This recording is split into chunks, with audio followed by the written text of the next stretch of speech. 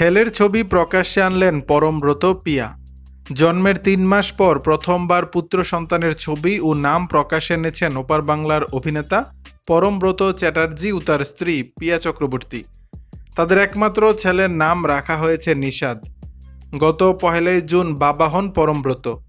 এতদিন এই দম্পতি তাদের সন্তানকে আড়ালে রেখেছিলেন। অবশেষে সামাজিক মাধ্যমে তারা ছেলের ছবি প্রকাশ করেন।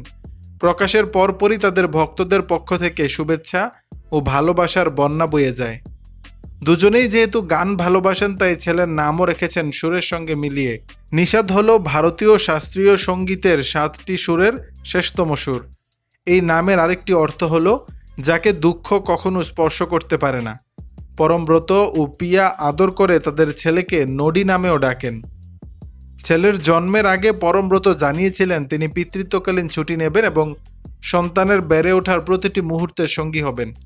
পিয়াও নিশ্চিত করেছেন পরমব্রত সেই কথা রেখেছেন এবং সন্তান লালন পালনের দায়িত্বে সমানভাবে ভাগ নিচ্ছেন। এর আগে এক সাক্ষাৎকারে পিয়া জানান, ছেলেকে দেখতে কার মতো হয়েছে তা তারা এখনও পুরোপুরি বুঝে উঠতে পারেননি, তবে ছেলের মুখে দুজনেরই ছাপ রয়েছে।